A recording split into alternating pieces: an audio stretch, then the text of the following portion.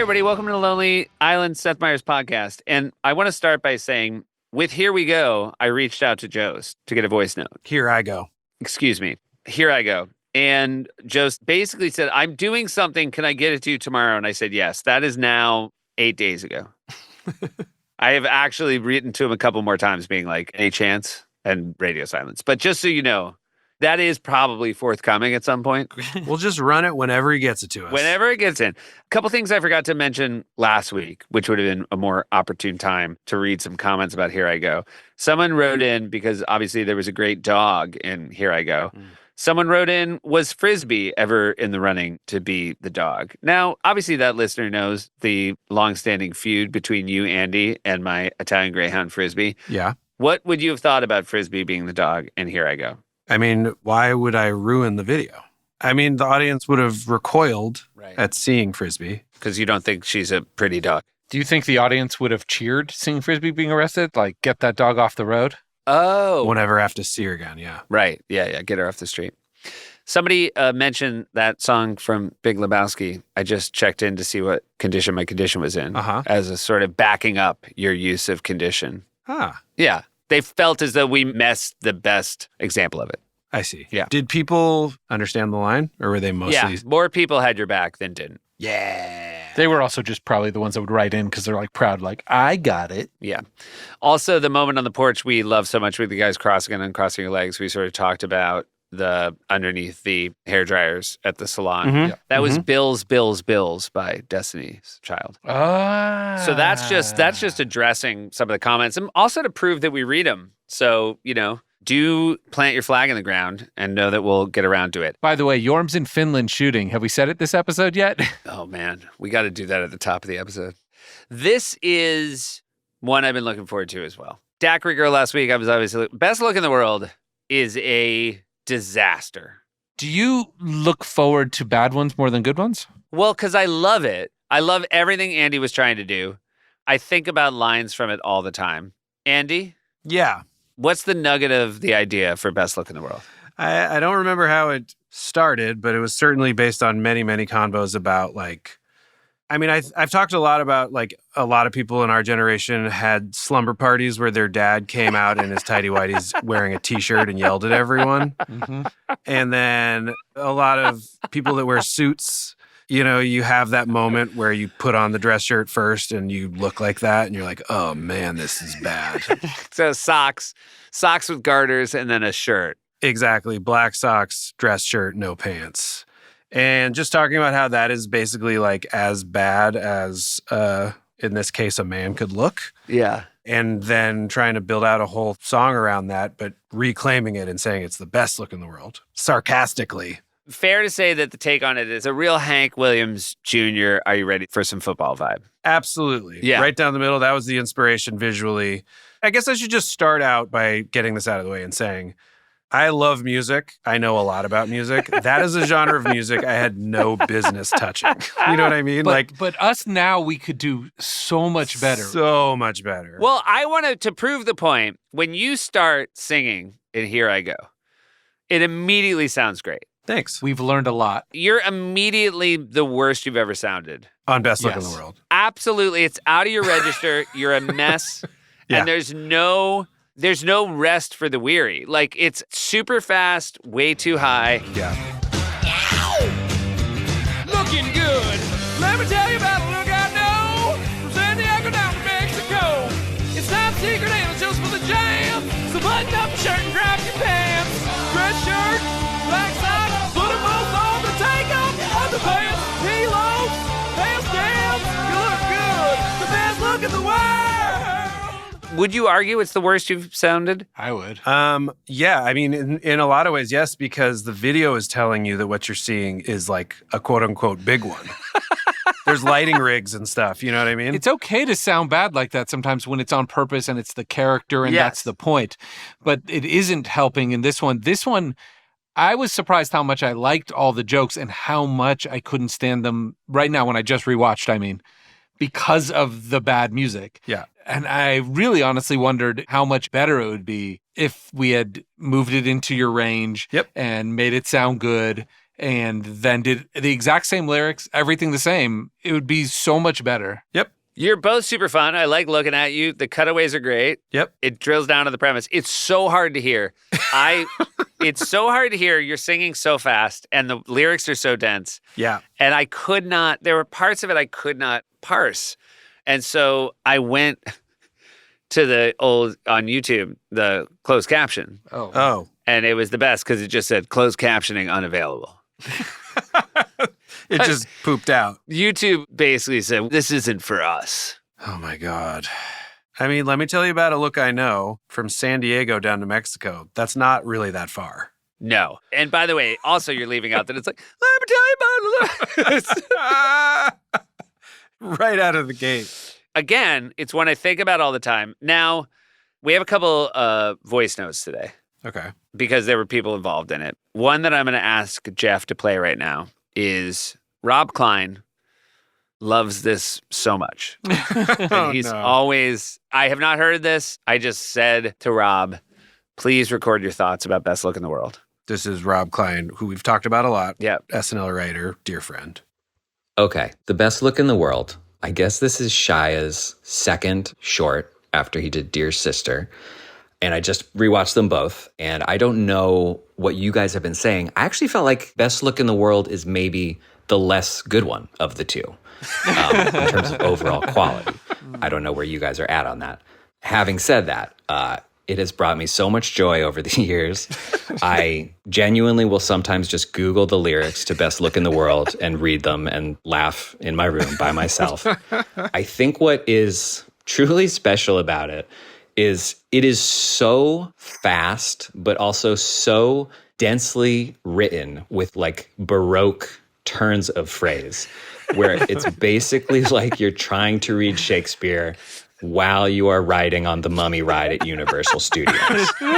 Pea loaf, pale stems, your Jimmy cap is crowning like a newborn. You're given nanoseconds to process these new phrases you've never heard before moving on. Let's see. I would also say Andy's vocals are hanging on by their fingertips, which does make it funnier. Yeah. And I genuinely like. And this is the only new observation I had. I guess I always thought it was like when you come home from a wedding, you take your dress pants off, and then you've got your shirt, you've got your socks. That's what you're wearing. I thought that's basically what this is referencing.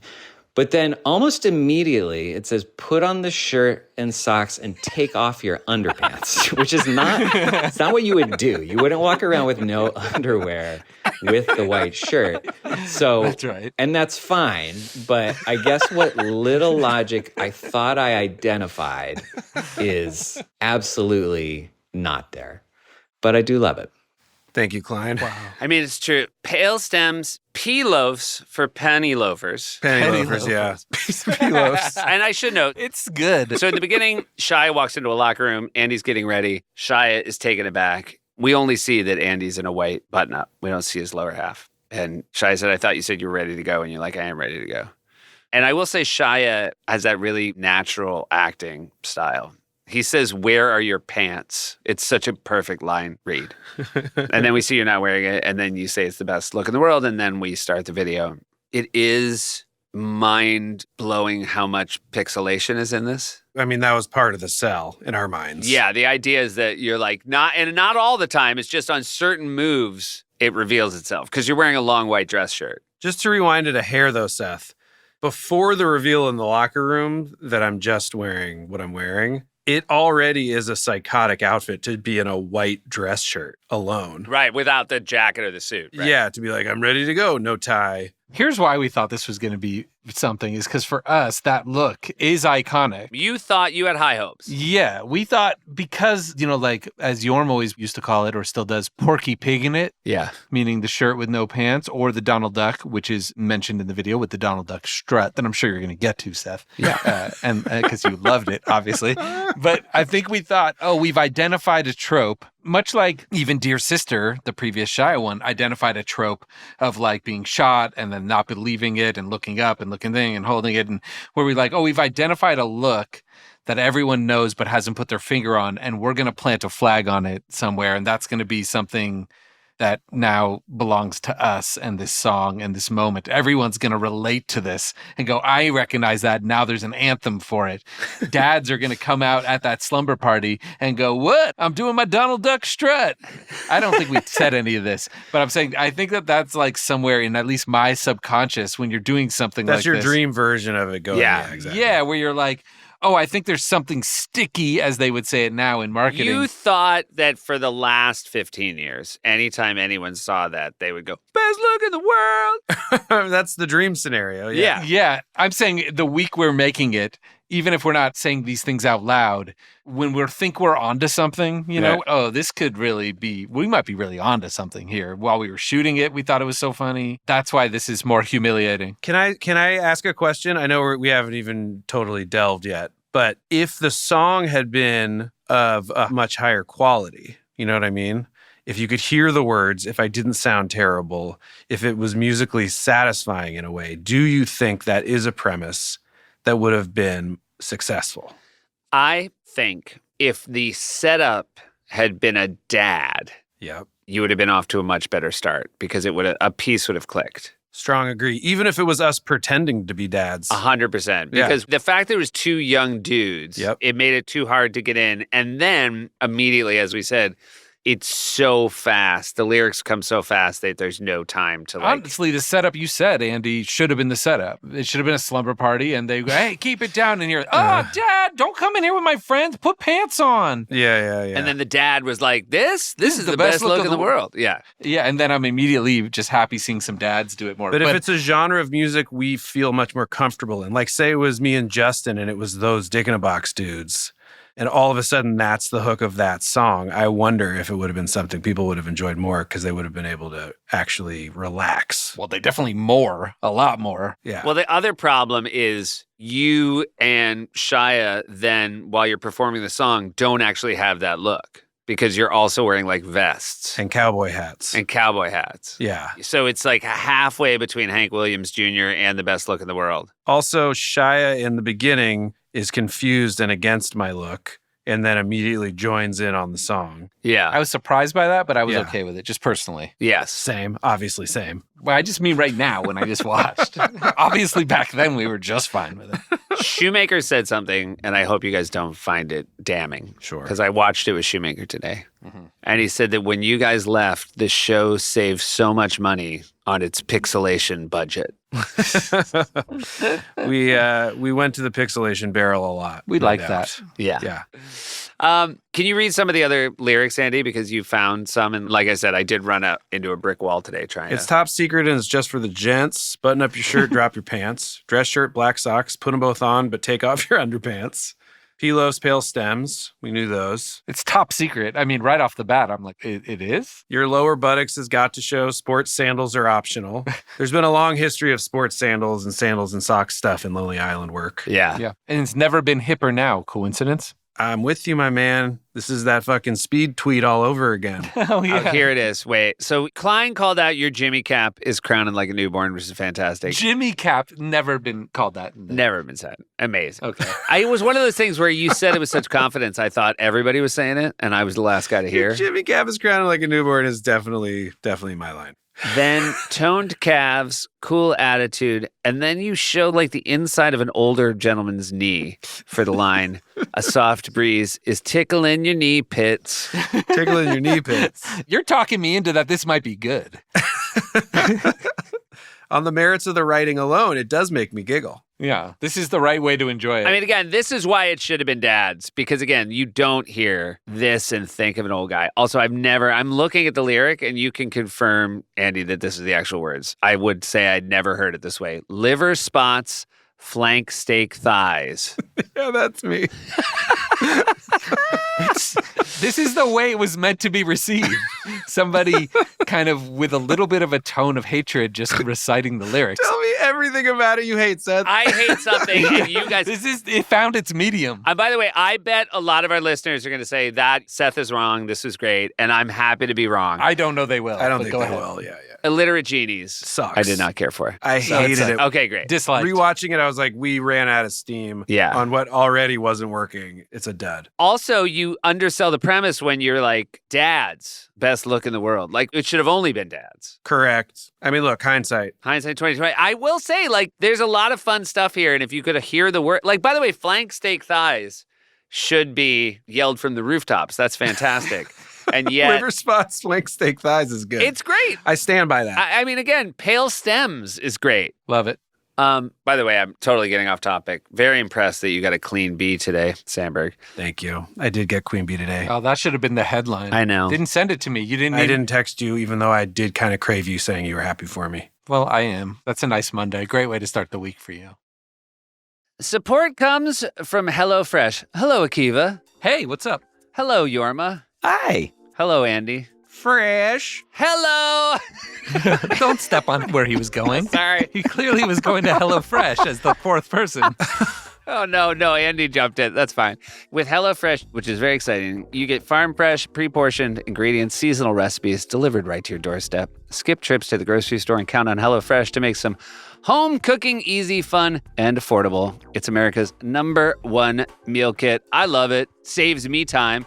You guys know how I used to always show up to SNL super late because I was making a full 3-course meal every night. Yep. And I'd want to have it ready for when I got home. Yep. That's you in a nutshell. Not anymore, because now, thanks to HelloFresh, I eat differently. I eat better. Cooking's enjoyable. If you're traveling for the holidays, too busy to cook at home, you can easily skip a week's delivery if you need to. You want me to say something honest about these? I've done these before, and I will say the thing it did for me was make me a little bit more confident cooking meals. Not a joke, because it gave me all the ingredients and told me what to do, but it was normal. And then I actually did learn how to like saute something. And I went, oh, I'm kind of learning how to cook. Let me say something else. Save valuable time during the busy holiday season with fewer trips to the grocery store thanks to HelloFresh Market.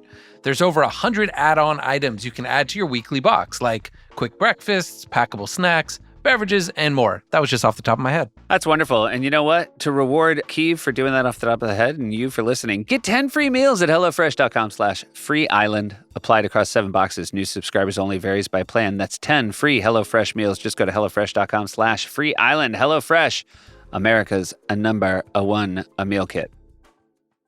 Support comes from Aura Frames. Hey, everybody, from big events to the silly moments you capture every day, doesn't it sometimes feel like all your favorite photos are just stuck on your camera?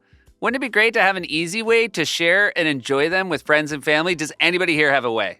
Aura Frame? Yes, correct. Aura Frames. It's named the #1 digital photo frame by Wirecutter. Aura makes it effortless to upload unlimited photos and videos directly from your phone, so your favorite memories are always within view. Got one for my parents last year. I can load it up remotely with photos of my children, so my parents don't have to do anything but open their goddamn eyes and look. You know what? You talked about this last week, too, so you must really believe in this product. I do believe in this product. Thank you, Akiva, for sensing my authenticity. The photos look like real prints. Aura Frames have meticulously calibrated high-resolution displays. Unless you look really closely or see photos transition, you would never know it's a screen. And guys, you get it off your phone. Now you're looking at your phone less. You're looking at pictures more. It's really nice. Sounds great. Do you want something that's even better, Yorm? Yes, more is more. Save on the perfect gift by visiting auraframes.com to get $35 off Aura's best-selling Carver Matte frames by using promo code ISLAND at checkout. That's AURAFrames.com, promo code ISLAND. The deal is exclusive to listeners who get yours now in time for the holidays. Terms and conditions apply. I'm going to throw something out there because I know you guys are making new music. Give yourself permission to do a Taylor's version on this one.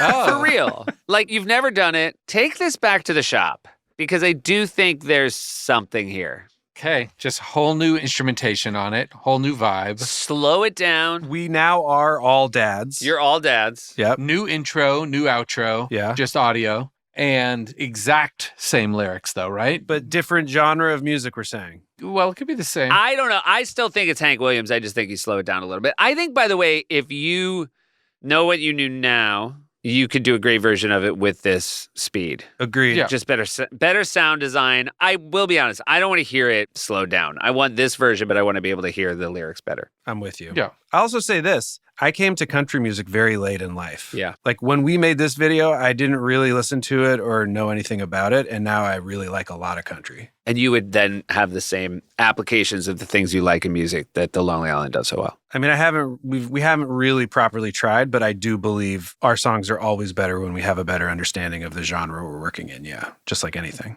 Also, there's something very fun about Are You Ready for Some Football song? Sure. I remember a line you always pitched for, what was the Black Eyed Peas song that was Mazel Tov? I've Got a Feeling. You guys had a version of an I Got a Feeling song. But we never did it, Yeah, right? but we never did it. I know, but there was a line in it that always made me laugh. It was like a party anthem song that you could use for every... The observation being Mazel Tov is in it because then they would play it at bar mitzvahs forever. Yes. And I remember you once said that one of the lines was, the Chargers won. Just like that it was. Oh, it was, I remember. There was an idea we had that we never cracked called A Song for Every Occasion. Yeah. Yes. But it was based on, you had explained it to me, it was based on Mazel Tov being in that song. Yes. Yeah. And the Chargers one always made me really laugh. Which, by the way, a few weeks ago, I already talked about the after party when Charlie hosted. Yeah. That song was played. I've got a feeling. Wow. That tonight is going to be a good night. And the current SNL cast was all really vibing to it. I believe that.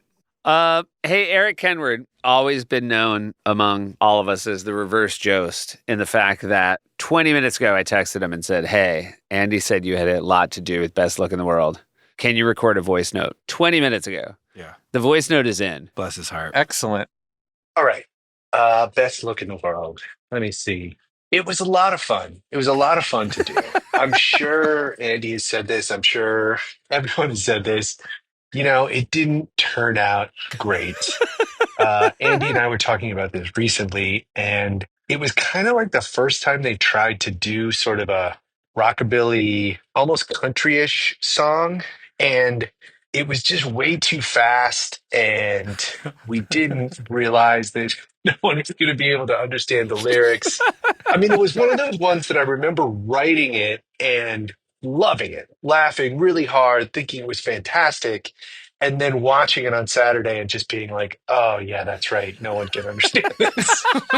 But the whole experience was a blast. I remember like shooting over kind of, you know, on the West Side Highway where they shot so many things, but doing it just kind of like run and gun guerrilla style with a bunch of extras not wearing any pants. It was kind of raining, and we were just kind of like walking around the neighborhood, sort of looking for shots, places that we could have these guys strut around. Yeah, I remember Shia was a really good sport. My overwhelming memory is that it was a lot of fun, but that, you know, it's not one for the ages, unfortunately. I hope some of this is useful. Bye. Yeah, that's about right. I remember that night, too, being like, because we had done one with Shia that, you know, we already have talked about, Dear Sister, that clearly had an impact, and feeling like, oh, man, we thought we were going to, like, hit it again with him and didn't, and I felt kind of, like, guilty. We had also done those first Tuesday promos with him that had gone really well. Oh, right. I think this week was the first week of Tuesday promos, right? Is that right? Yeah. Or maybe it was the second week, but they were the ones that we liked. Now that's just a staple. Yeah. We've talked about him before, but I believe this was the week where we started, and we really liked him because we did kind of like Andy popping into frame style, goofing off on the roof garden. Let's explore the roof garden. Mm-hmm. And it was these promos with Shia that just came back to me. I'm pretty sure it was for this one. And so we were like, man, when this guy shows up, he's like just one of the guys, fits in right with us. We love this. I definitely felt like we let Shia down. Even if he never said anything, I felt sad that we had squandered him. He was not squandered. He was in MacGruber. Mm-hmm. And do you remember his MacGruber, Andy? You were in one of them. I was in a MacGruber? You were in MacGruber because Shia played MacGruber's son, and it was dawning on MacGruber that Shia was gay. And one of the joyous things about MacGruber that people maybe forget is that MacGruber's a terrible person. Yes. Just genuinely a terrible person. He's a terrible person in the movie. And one of the great tricks the movie pulls off is that you root for MacGruber even though he tells you throughout the movie he's the worst person in the world. That's right. Yeah. And MacGruber is super upset that Shia, his son, is gay. And you are his boyfriend, who is, for some reason, locked in the whatever. Calm down. We are going to be... what is he doing here? You guys remember Scott, right? Yeah, I do. Dad, Scott is merely a platonic friend. Stop tickling me. I don't remember ever being on a MacGruber set. That's so crazy that I don't remember it because I love MacGruber. And then MacGruber's son insists that he is not gay, and to prove it, he's dating Vicky, played by Kristen Wiig. And MacGruber doubts this and asks his son to kiss his girlfriend. What do I have to do to prove it to you? Do you want me to kiss her? Yeah, I do want to see you kiss her. Fine. Scott, you be Vicky for a second. No. Let's let Vicky be Vicky. Do you remember what happens when Shia kisses Vicky? No, I don't remember this at all. He throws up? He throws up. They kiss and he throws up out of his mouth while they're kissing, and then the explosion happens. And it's God. It's also a really funny thing because I feel like the gay panic move in comedy for so long is that like a dude throws up when they kiss another dude. Yeah. And it was so great to turn the tables and be like a gay dude would throw up if he kissed a lady. Yeah. And it's really great. I got to go back and watch those. I'm just like a listener right now. Wait, you know what? I have a voice note from Yorm that we should play before you move on to too many things. Okay. Hey, Yorm again. There's that movie quality talking sound. about best look in the world. I have to assume that there was a break between the Daiquiri Girl show and this show, right? Because you guys wouldn't go back to back with singing that was as subpar as this, I would assume. Very curious about that. It's kind of amazing, actually, to hear Here I Go, Andy's recent singing accomplishment, with this version of Andy singing, which is almost abusive to the audience. Also, this one shocked me in watching it again because I feel like whenever Akiva would leave to do something, I felt like his judgment on what we would make was very high. Oh, this is fair. To then see, when I wasn't there, seeing what Akiva was somehow cool with producing. Not that Daiquiri Girl was your fault. This is but a fair the hit. second one, fair. like, wow. It is so difficult to understand, too. There's so many deep Andy. I mean, Jimmy Cap. Just who else in their right mind would write the lyric? Your Jimmy Cap is crowning like a newborn. And be like, yeah, humans will understand that. Oh, my God. Anyway, I loved it. It certainly made me miss you guys even in the past and miss our lives back then in a weird way. Also, a little criticism. A little criticism? This has all been criticism. Because I felt like I had done a couple things, like my pants, the video of my pants that we did. Total dick out, blurred dick, where you can just see it. I felt like this was a real pull-up here. You can totally tell that the cool-down part was just matte on top of that, and just you guys You can see the underwear. clearly didn't have the balls to, so to speak, do that shot pantsless. Anyway, that's my one criticism. There's a bunch of criticisms of that. All right, this is too long. Bye. So a couple things. Yorm's criticism was that you guys didn't actually make the entire crew look at your exposed genitals. Correct. And get sued. Or to be fair, to do a better job of what we were faking. You could see the like dance belt underwear underneath the thing. Modern SNL would have VFX help where they would just quickly clean up something and then put the blur over it to make it at least more confusing. Keeve, I agree with what you're saying, but do you think that's what Yorm was saying? It seemed like he was saying we didn't have the Yorm balls. was saying you didn't have the balls to do it. He wanted you to go full Monty in front of everybody. Yeah. I feel like we broke new ground because that's the first time that Yorm has just, I feel like, fully been in the right in one of his comments. Yeah. You know what I mean? Like, Yorm took the high ground and you can't argue with it. No. And he has a fair hit on me that I was saying when he was calling me out on it, which is, it is true. When I'm not there, sometimes I would see their shorts and I would just see the things that, in my opinion, they had done, quote unquote, wrong. You know, just like, oh, I see what you're getting at there, but that's not the way we do it. That's not the way I do it as us. Right. And you did it a different way. And he's not wrong that at any moment when I had one of those criticisms, he should have just shown this video and been like, shut the fuck up. Honestly, Keeve, speaking personally, there's only one of those that stands out in my mind that I actually remember you saying you had issues with it. And I was like, but it felt like it did really good. I would try to bite my tongue most of the time and just silently, kind of on my own, be like, oh, that's not how I would have done that. But do you know which one I would say was the one that I felt was successful that you said you had a lot of issues with? I'm going to guess Sergio. Yes. Well, that's the only one that burned me because it was so good. And it could have been, in my opinion, then I have no clue what I was even referring to. So I don't have anything to specific. Yeah, we'll get there. We'll get there. It was because I was like, oh, this is an A+ thing being done, in my opinion, B+. And I saw all the places where it could have been.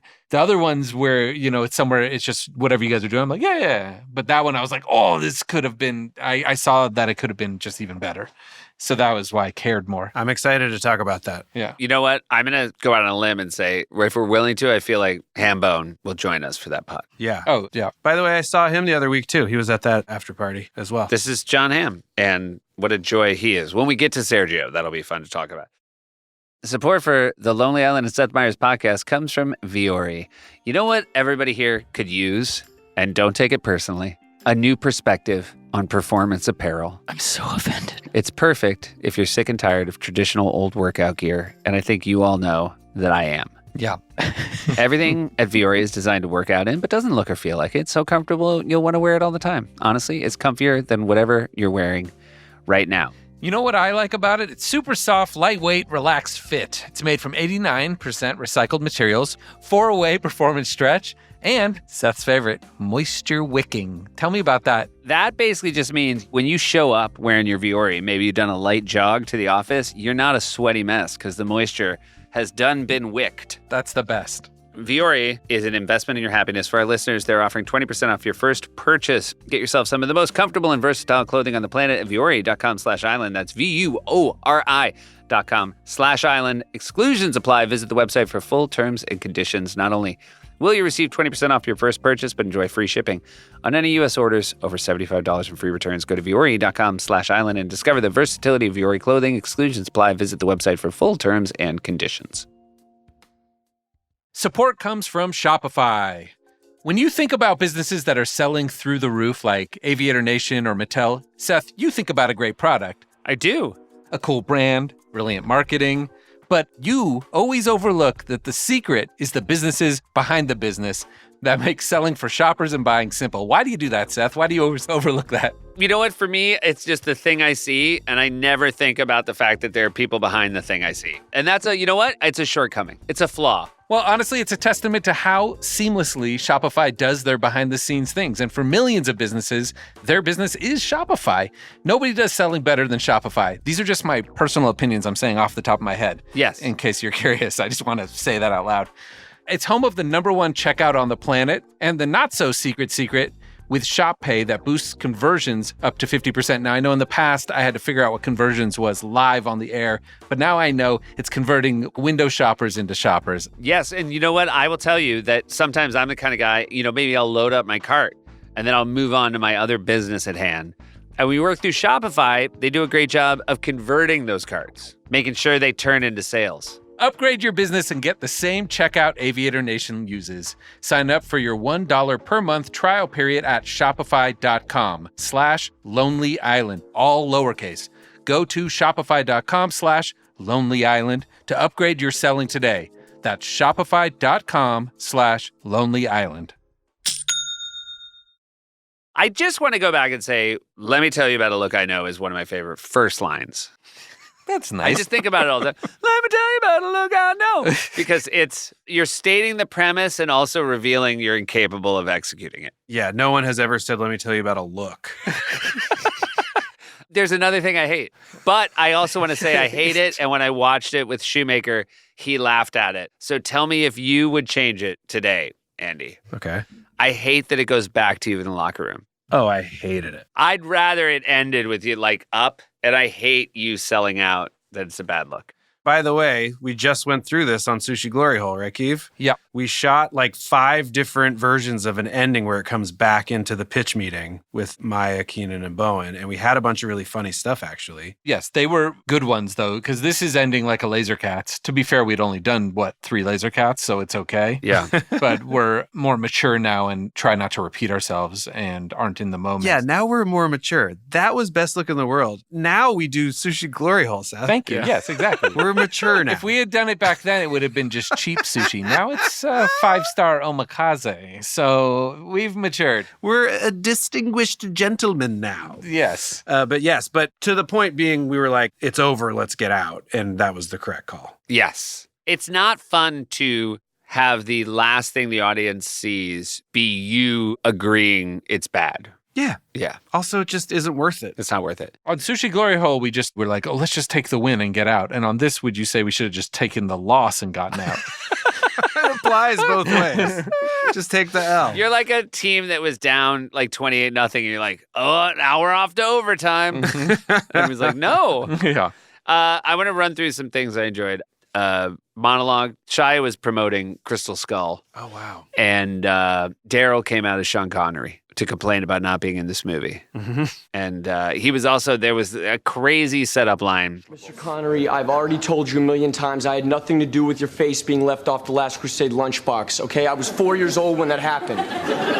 Well, you understand my chagrin. It's just about the only box my face hasn't been on. Sheesh. Sheesh to the sheesh. Wonderful. That's fair. It's fair to some of his interviews if you ever go back and watch some Sean Connery interviews. Another great James Anderson sketch, which was a like match game show. And what I really liked about it is it wasn't the old match game, but it was a lot of like those archetypes. And Shia played like a Doug Henning magician. And Fred plays a Charles Nelson Riley archetype. And it's a match game theme. And they say, please welcome your host. And then the host doesn't come out, and you hear a scream. And then Hader comes out as basically a Columbo-type character to say that the host has been murdered. All kidding aside, a man's been murdered here. I'm afraid I can't let any of you go until you answer a couple of questions. What were each of you doing at 2:30 this afternoon? They all start writing their answers. That's clever. It's just an incredibly fun James Anderson sketch. You know what else was in this Shia episode, Andy? You were in it. Yeah? The first what? Recurring sketch. What? The first Scared Straight. Ah, Keenan. Scared Straight. If I thought I could get Colin Jost to make a voice note, Scared Straight is one of the most four-dimensional sketches that has ever been on SNL. You are three kids, you, Hader, and Shia. It was always you and Hader and the host. Are three kids who got in trouble. Sudeikis is a police officer. They have brought in a guy who's in prison. It's part of the Scared Straight program, which is an actual thing where they have felons come in and talk about how bad prison is. That's the premise. That's a very straight premise. On top of that, Keenan keeps saying this here is real, but he keeps explaining plots of old movies. Right. Stealing cars? Well, no, they didn't actually steal a car. Let me tell you something. I've been there. I stole a car. I stole 2 cars.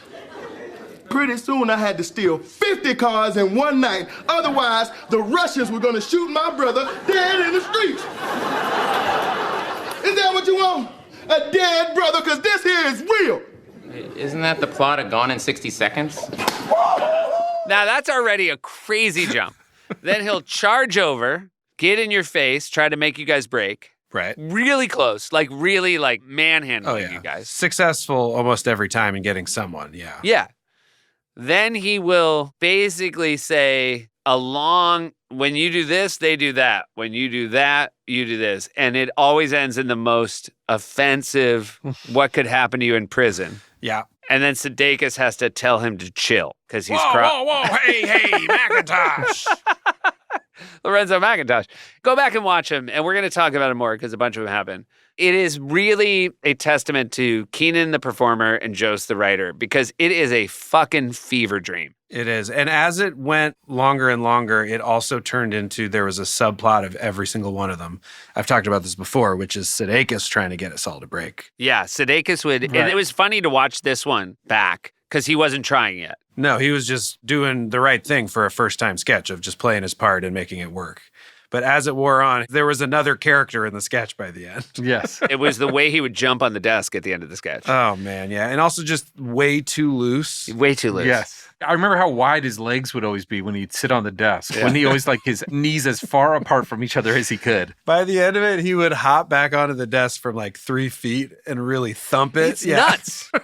I remember when Sudeikis left the show, there was a dinner and they had cut together a highlight reel of Sudeikis at the dinner that we showed. And it was like the tag of that video was the 7 times he jumped on the desk and how fucking funny it was. Oh, I would like to see that. The other thing, I'll get to it, but I'm going to say it now because I think it's worth saying, is the hottest dress I was ever at was the Betty White show. And at some point, there was so much that was definitely in the show that Lorne left and went back up to his office early because he knew he had the show, and the last 2 sketches, it didn't matter how well they went, he had his show. Then I went to his office.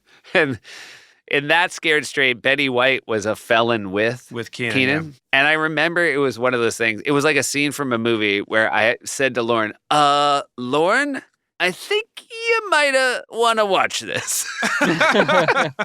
Because while he was picking the show, I was just watching the monitor, and the audience was screaming. Yeah, it destroyed. It destroyed at a level I've never seen. So Scared Straight, and again, Colin Jost is one of our closest friends. I love him so much. I can't get a fucking voice note from him to save my life, but I would love to get his bounce on how they came up with Scared Straight. If you get one about Scared Straight for him, then you can just play at the next Scared Straight. It's true. That's a good call. There was a really fun Vinny Vedecci in this sketch. Oh, Seth's Corner. I worked on this. Seth's Corner, you're all invited. Seth's Corner, it's happening right now. Take it away, Seth. You know, the Vinny Vedecci thing was he only knew a few things about American culture, and so Shai was promoting Crystal Skull. And at one point, Vinny, in a lot of joy, said, "What does Indiana Jones hate?" And finally got Shai to say, "Snakes." And Vinny said, "Indiana Jones hates snakes." Indiana Jones hates snakes. And it was clearly a cue. Yes. And then he moved on to the next thing. And it's one of those executions that makes me so happy to this day. He moved on to the next question, and then like 1,000 rubber snakes dropped. I do remember. That's so fucking funny. And then also in this episode, these are the cameos of people who were working on Vinny Vedecci. Alex Bayes, Doug Abels, Weekend Update writers at the time. Alex Bayes currently head writer on Late Night with Seth Meyers. John Solomon, and then it cut to Lorne Michaels dressed like the Don who dies in Godfather 2, like all white, white hat, and Lorne does the best, like, and I can't. It was another reminder of how much fun we were having and how much Lorne was having fun during this era. Yeah, and Golden, that we got Lorne to do a Vedecci, really fun. Now, was Mulaney hired yet? I don't think we have Mulaney on the show yet. I feel like we would have seen his name in the rundown. I think we're coming close to It's going to be soon. Wait, hold on. Yeah, no, we're not at the end of this. He begins the beginning of next season. Got it. I was going to say, we're not quite to the end of the strike season yet. Yeah, fall next season. Okay, cool. I'm asking because, and we'll talk about it when we get to the point where he was hired, a lot of Bill's stuff really blossomed and flourished, I think, once Mulaney was hired because they found each other. Oh, 100%. But that Vinny Vedecci sounds like it was a classic, really good one that totally worked. Oh, yeah. I mean, I think that Bill was rounding into shape. It was like a perfect convergence of how good Bill was getting and how Mulaney and Bill were a perfect match. Yeah. Would you say, Seth, I have this memory of, like, say, the Vincent Price ones really taking off once Mulaney got there. Yeah. I mean, Bill has said in interviews that one time we were writing it, because I was working on those with Bill, and there was a line for Liberace that Mulaney pitched, which was like, "Go back to your windowless bars." It was just like, oh, it's really good. The specificity is going to be higher. Yeah. Yeah. So here's the thing. It's not Criterion, but it is on Seth's list. I would want Best Look in the World. Wow. Why? I just love everything about it. Wait, what? It stinks, but Andy, you make me so happy. This is like a Shyamalanian twist. I thought we were talking about a dud this whole time. It stinks, and it makes me so happy. And I'm just like, I want to be around people who take a swing like that. And it's like what Klein said. Like, it didn't work. It wasn't lazy. No, certainly not, yeah. You put too much in a too small a bag, and the bag burst. And we all had to fucking clean it up. But it's there. And I'm telling you, do a fucking Taylor's version of this song. This is a rope-a-dope, man. I love it. I love Best Look in the World. You know why? Because I also feel like, you know when, I don't know, there's scholars, you're like, what do you study? And they're like, just Finnegan's Wake. Like they're just like a one-text professor. Yeah. I still feel like there are things within Best Look in the World that I have not uncovered. It's dense. It's the density of it. It's not too late for flank steak thighs to catch on. Flank steak thighs. Liver spots, flank steak thighs. It's audacious. It's audacious. Audacious. You know what? It's a little bit like, I feel like Let Me Tell You About a Look I Know is if Babe Ruth had called his shot and then just struck out on 3 pitches. I think you're saying it's hopeful. There's a hopefulness. Yeah. I don't know, man. It's like they say in Little League when you whiff hard, but you really go for it. A good cut. Oh, one more other thing. I feel like a wig thing that at the time was a big hit and kind of lost to history because nobody talks about Suze Orman anymore. Oh, yeah, Susie, yeah. Wig had a really funny, and it was Paula Pell, and it was just talking about how to save money. Because that was Suze Orman was like just saving money. Don't waste your money on expensive self-tanners. Do what I do. Sit in a bathtub with 12 beef bouillon cubes overnight. Number 2, you need a hot stone massage? Don't go to the parlor. Slather on some I can't believe it's not butter and roll around on a gravel driveway. Wig did a ton of those with Paula, didn't she? Ton of those. Yeah. But I feel like, again, it almost speaks to how many good things Wig has that nobody thinks about her Suze Orman, but It was a fucking rock star bit. By the way, I mean, it probably goes without saying, and it's not like we don't talk about how incredible Wig was during all this, but we could do a whole podcast just about Wig. Yes. Every week. She week. was on fire. She had like endless characters, it seemed like, and was crushing impressions. I think we could also say, and maybe our listeners don't know this, the level of integrity Wig had for quality. Mm-hmm. And so if she did something a second time, it always had to have like a new move in it.